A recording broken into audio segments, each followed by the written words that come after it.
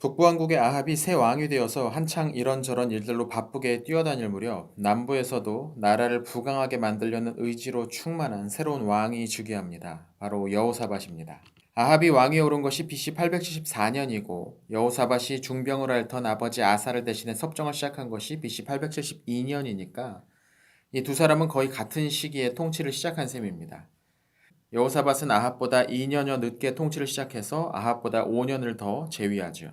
통치를 시작한 초기에는 선대왕들의 정책을 충실히 이어나갔습니다. 북부왕국과의 대립에 대비해서 여러 가지 군사적인 조치들을 시작한 거죠. 아사는 바하사와의 대립에서 승리를 거둔 후에 그 지역에 여러 요새들을 쌓아서 방어를 했는데 여호사밧은 그 성읍들의 군대를 적극적으로 전진 배치합니다. 아마도 이런 조치들은 아버지가 살아있었던 동안, 그러니까 섭정 시기에 이루어진 일이 아닐까 싶습니다.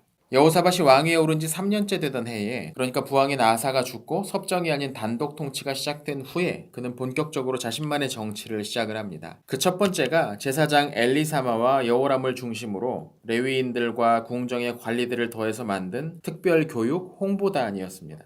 이 홍보단의 주요 목적은 왕국 내의 여러 성읍들을 순회하면서 율법을 가르치고 홍보하는 역할이었습니다. 이것은 기본적으로 성전을 중심으로 여호와 신앙으로 왕국을 통합하려는 목적이었을 겁니다.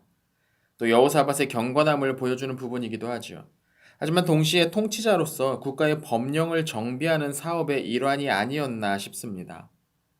고대에는 신의 이름으로 법령을 제정하는 것이 일반적이었습니다. 신의 이름으로 제시된 법은 그대로 공적인 법률의 기능을 담당했던 겁니다. 유다 왕국에서는 율법을 바탕으로 국가의 제도와 법을 정비해 나갈 수 있었던 거죠. 법이 모든 사람들에게 적용된다는 건 그걸 집행하는 이들의 권력이 강화되었음을 보여주기도 합니다. 그래서 보통 역사학계에서는 중앙집권적 권력 강화와 연결시켜서 이 율령을 반포하는 것을 설명을 하죠. 아마도 이 조치는 하루아침에 이루어질 수 있는 일 아니었을 겁니다. 여호사밧 재위 기간 내내 추진되었던 사업이 아니었나 싶습니다. 여호사밧은 아버지 아사와 마찬가지로 왕국 내에 있는 우상을 제거하는 작업을 수행합니다. 역대기 기록은 이때 산당들, 즉 지역 성소들도 다 파괴되었다고 말을 하는데 열왕기에는 여전히 산당들이 남아있었다고 말하죠. 앞서도 말씀드렸지만 산당이라는 게 그 특성상 한 번에 다 없애는 것이 매우 힘듭니다. 특별히 율법을 가르치기 위해 교육단까지 파견할 정도의 열정이라면 충분히 의지는 있었을 텐데 현실적으로 어려운 면이 있었던 게 아닌가 싶습니다. 그렇게 국방과 내부 행정의 정비를 통해서 힘을 키운 여호사밧은 이제 적극적으로 외부의 군사 활동을 시작을 합니다. 그 첫 번째 대상은 오랫동안 이스라엘 사람들에게 위협이었던 블레셋이었죠. 사실 블레셋은 이스라엘 사람들이 가나안 땅에 정착하기 시작했을 때부터 가장 큰 위협이었습니다.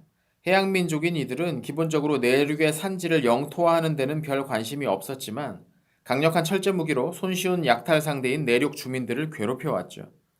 사사시대 말에 활동했던 삼손과 이스라엘의 공식적인 첫 번째 왕인 사울은 이 블레셋과의 싸움 중에 전사했습니다. 사실 이 두 사람은 거의 비슷한 시기에 활동했던 인물들이기도 하죠. 다윗 시대에 들어서면서 겨우 블레셋에 대항할 수 있는 힘을 가지게 되고 또 강력한 전제군주였던 솔로몬 시대에 블레셋은 완전히 굴복합니다. 하지만 왕국이 분열되면서 북부에 비해 영토도 인구도 적었던 유다 왕국은 블레셋에 대한 통제력을 상실했던 것 같습니다. 이 시기 블레셋은 독립에 성공했던 거죠. 여호사밧은 그런 블레셋을 다시 제압하고 조공을 받아냅니다. 정확히 그 양이 얼마인지 알 수는 없지만 많은 양의 은을 바쳤던 것 같습니다. 뿐만 아니라 아라비아를 거점으로 살아가던 여러 유목민족도 굴복시키는 데 성공했죠. 그런데 여호사밧의 더 중요한 성과는 유다 왕국 남부에 있었던 에돔을 속국으로 삼은 겁니다. 열왕기에는 당시 에돔이 왕이 없어서 섭정이 다스리고 있었다고 말합니다. 문맥상 그 섭정 왕은 유다 왕국의 여호사밧이 임명했던 것으로 보입니다. 즉 에돔은 유다에서 보낸 총독에 의해 다스려지게 되었다는 거죠. 에돔을 속국으로 삼은 것이 중요한 이유는 에시온게벨이라는 항구 때문이었습니다. 에시온게벨은 홍해 끝자락에 위치한 항구 도시인데 오늘날의 이집트와 이스라엘 국경지대이기도 합니다.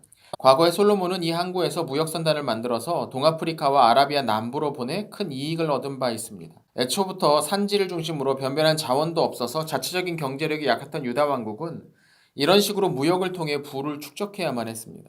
여호사밧은 에돔을 굴복시킴으로써 새로운 수익원을 얻게 된 거죠. 늘어난 부를 바탕으로 여호사밧은 점점 더 군사력을 강화하기 시작합니다. 역대기에는 여호사밧이 보유한 군대의 규모가 언급되어 있는데 그 수를 다 더하면 100만이 넘습니다. 근데 전에도 말씀드렸지만 이 당시에 이렇게 많은 수의 상비군을 유지할 수 있는 나라는 없습니다. 경제력이 그렇게 안 되는 거죠. 인구가 5천만 명이 넘는 우리나라도 60만 명 정도밖에 군대가 되지 않습니다. 그나마 앞으로 10만 명 정도 더 줄어들 계획이죠. 병력 자원 자체가 감소되는 추세이기 때문입니다. 물론 우리는 20대 초반의 병사들이 주로 복무하고 전역하는 구조고 고대에는 그 연령이 40대, 50대까지도 계속 이어졌으니까 단순하게 비교할 수는 없을 겁니다. 그래도 이건 좀 지나치게 많은 감이 있죠. 군대라는 게 많으면 많을수록 좋을 것 같지만 군대를 유지하는 데 엄청난 비용이 발생합니다. 폴 케네디가 쓴 강대국의 흥망이란 책을 보면 역사적으로 강력했던 제국들이 멸망한 주요 이유 가운데 하나가 지나치게 증가한 군비 부담 때문이었다는 주장이 실려 있기도 하죠. 앞서 언급했던 대로 이 100만이 넘는 이 숫자는 동원 가능한, 그러니까 예비 전력 전체 숫자를 말하거나 전투부대 이외의 지원부대까지 합친 숫자 혹은 많은 수였다는 것을 강조하기 위한 상징적인 숫자가 아니었을까 싶습니다. 하지만 그래도 여호사밧의 유다는 적지 않은 수의 군대를 보유하고 적극적인 확장 정책을 폈던 것만은 분명해 보입니다. 그 결과 여호사밧 시대 유다 왕국은 크게 부유해졌습니다. 한편 아합은 이제 본격적으로 아람과의 싸움을 시작해야 했습니다. 북부왕국이 페니키아와 손을 잡은 것은 아람으로서도 굉장한 위협으로 느껴졌을 겁니다. 이 당시 아람의 통치자는 베나닷 2세였는데 앞서 아사가 도움을 요청했던 베나닷 1세의 아들입니다. 베나닷은 행동파여서 일단 결심이 되니 즉각 군대를 몰아서 이스라엘 왕국의 수도인 사마리아를 포위합니다. 아합은 이때 아람의 선제 공격을 전혀 예상치 못했던 것 같습니다. 단숨에 수도가 포위되자 손쓸 방법이 없었죠. 사실상 항복을 요구하는 아람의 사자에게 그의 말대로 항복하겠다고 대답할 수밖에 없었습니다. 일정량의 전쟁 배상금을 지불하는 조건이었던 것 같습니다. 그런데 생각보다 아합이 저자세로 나오자 그걸 보고 베나닷이 요구 조건을 추가합니다. 배상금 외에도 성에 대한 약탈을 허용하라고 요구했던 거죠. 사실 고대의 전쟁에서 약탈은 승자의 당연한 권리였습니다. 하지만 지금 아합은 패전을 한 것이 아니라 배상금 지불을 위한 협상을 하고 있는 중이었습니다. 배상금이라면 그래도 좀 질서 있게 피해를 수습할 수 있지만 일단 약탈이 벌어지면 그 성이나 마을은 엄청난 인적, 물적 피해를 입게 될 것이 분명했습니다. 결국 아합은 신하들과의 회의 끝에 추가 조건을 받아들일 수 없다고 대답합니다. 양측은 이제 일전을 피할 수가 없게 됐던 거죠. 그런데 이때 한 명의 선지자가 작전 회의에 등장합니다. 그는 지방 고관의 자제들로 구성된 부대를 이끌고 전력으로 적진을 공격하면 승리할 것이라고 조언하죠. 선지자가 아합에게 조언을 해주는 이 상황은 앞서 엘리야가 바알의 사제들과 그 동조자들을 제거한 결과일 겁니다. 아합은 다시 여호와 신앙에 충실한 이들과의 타협 혹은 공존을 선택했던 거죠. 물론 그렇다고 해서 그가 완전히 돌아선 것은 아니었습니다.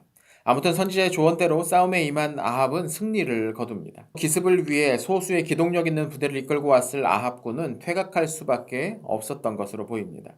하지만 베나닷은 포기하지 않고 이듬해 다시 이스라엘 왕국을 공격해옵니다. 흥미로운 부분은 앞서의 선지자가 다시 아합에게 나와서 아람군의 침입이 다시 있을 것이니 대비를 해야 된다고 조언했다는 부분이죠.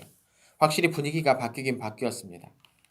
베나닷의 신하들은 이스라엘의 신은 산지의 신이므로 평지에서 싸우면 그들과 이길 수 있을 것이라고 조언합니다. 고대의 전쟁은 보통 신들의 싸움이라고 믿어졌기 때문이죠. 그리고 신하들의 말대로 팔레스타인 지역은 대부분 산지였습니다. 특히 사마리아는 앞서 설명한 것처럼 산 위에 건설된 도시였거든요. 아람군이 이번에 선택한 전장은 아벡이었습니다. 사마리아 남서쪽에 위치한 도시였는데 이곳은 해안 평야의 끝자락에 위치해 있어서 아람의 신하들이 말했던 평지에 해당했습니다. 또 아벡은 해안길이 지나는 주요 도시에 위치해 있었습니다. 사마리아까지는 바로 연결되는 지점이었죠. 때문에 아합으로서도 이 싸움을 피할 수 없었습니다.